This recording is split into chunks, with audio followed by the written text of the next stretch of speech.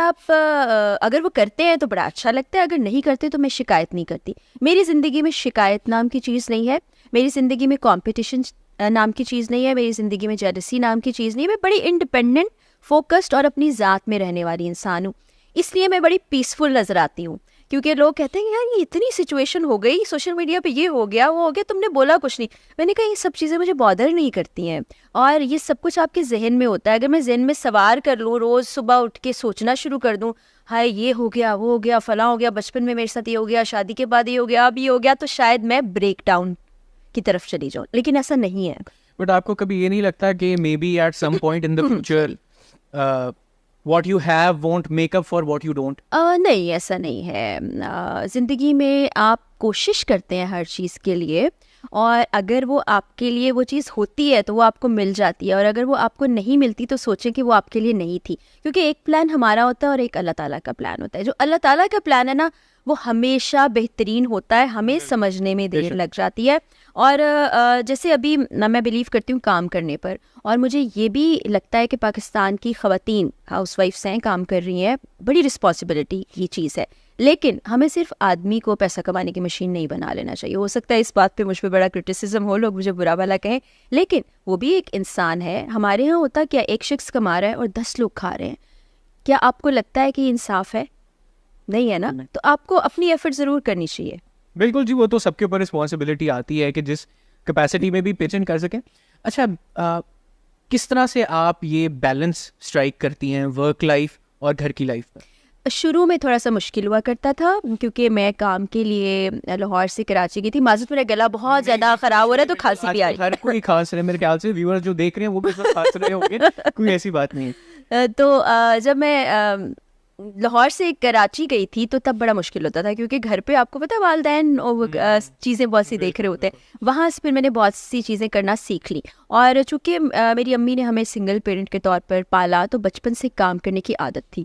तो हम सबकी ड्यूटीज़ होती थी, कोई कपड़े धो रहा है, कोई बर्तन धो रहा है, कोई खाना बना रहा है, तो काम करने की वो मुझे आदत थी।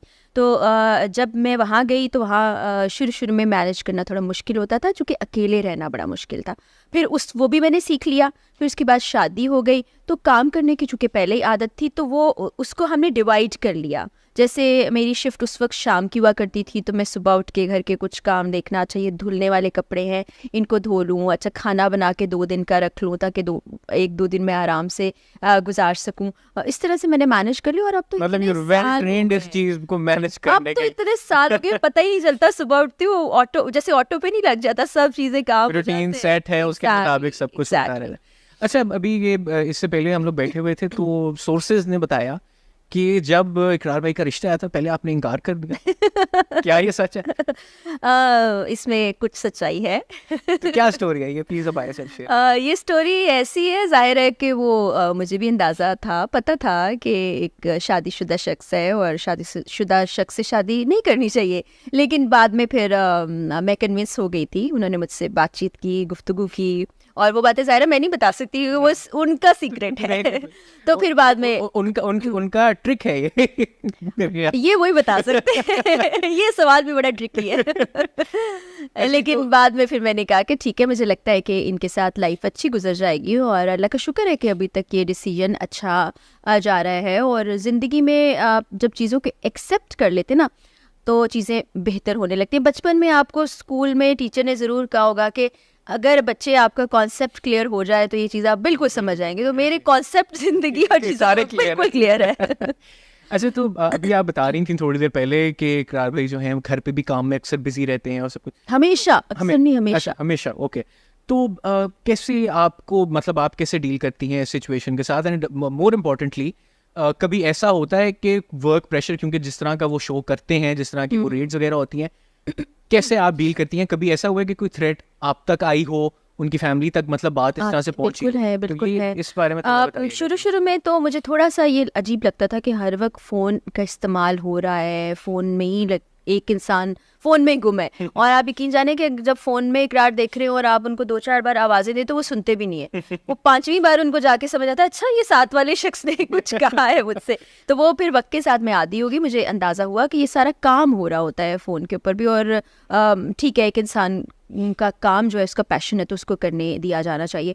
धमकियों की जहाँ तक बात है, इकरार जिस तरह का प्रोग्राम करते हैं तो वो बहुत ज़्यादा उनको इस चीज़ को फेस करना पड़ता है। अब ज़ाहिर है परेशानी हमारे तक भी आती है, फैमिली भी डिस्टर्ब होती है, लेकिन अब तकरीबन 2012 से लेके अब 2024 हो गया, तो आप देखिए तकरीबन 12 साल हो चुके प्रोग्राम करते करते। तो अब हम यूज्ड टू हो चुके हैं, और अब हम बजाय कि उनसे कुछ कहा जाए अल्लाह से दुआ मांग लेते हैं। और अब तो लोग भी बड़ी दुआएं करते हैं ना, जहाँ आप जाएँ जहाँ मिले लोग दुआ कर रहे होते हैं, तो उनको काम करने दिया जाता है कि अच्छा ठीक है आप करें। नहीं तो कभी आपका ये दिल नहीं करता कि आप उनसे कहें कि छोड़ दें ये सब, क्योंकि मतलब हमने देखा है शुरू में शायद फैमिली ने, खासतौर पे जो मेरी मदर इन लॉ है उनको बहुत ज़्यादा, ज़ाहिर है उन सबसे बड़ा बच्चा सबसे ज़्यादा प्यारा होता है, तो उनको ऐसा लगा। लेकिन जब एक शख्स आगे से ये कहे कि अगर इसमें मेरी जान भी चली जाएगी तो मैं उस नहज पर पहुंच चुका हूँ, उससे फिर आगे क्या चीज़ रह जाती है। फिर उस शख्स को आप समझा और कह भी नहीं सकते, तो उसकी हिफाजत की बस दुआ है। अभी थोड़ी देर पहले भी हम बात कर रहे थे फ्रीडम ऑफ प्रेस की जो सिचुएशन है पाकिस्तान में, जिस तरह से क्रैकडाउन होता है जर्नलिस्ट के ऊपर, हम सब देखते हैं।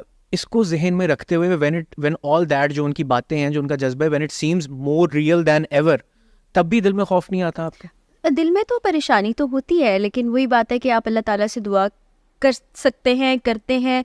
और एक शख्स अगर इस हद तक पैशन में आगे चला जा चुका है तो उसको फिर रोकना बड़ा मुश्किल होता है, तो वो हमारे बस में नहीं है।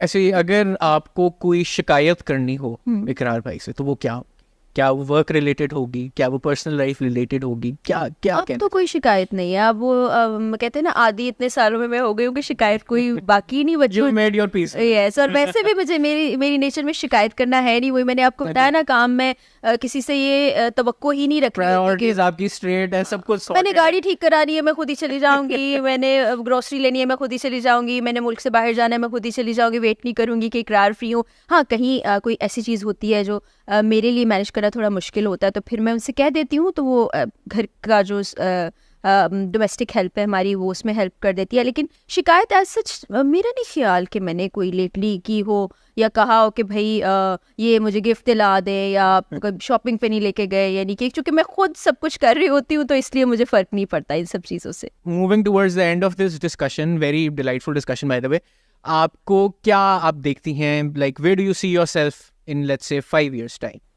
बस ऐसे ही काम करती हुई नज़र आ रही होंगी। कुछ प्रोजेक्ट्स ऐसे हैं जो आपको सोशल मीडिया पे चीज़ें नज़र आ रही होती हैं, कुछ चीज़ें ऐसी हैं जो मैं सेल्फ सेटिस्फेक्शन के लिए कर रही होती हूँ, वो भी पैरेलल चलती रहती है। उसको मुझे लगता है ज़्यादा तेज़ करने की ज़रूरत है, वो क्योंकि वो मेरी ज़ात से एसोसिएटेड नहीं है, उसमें और बहुत से लोग शामिल हैं। वो करती रहूँगी। ट्रैवल करना है मुझे बहुत सारा।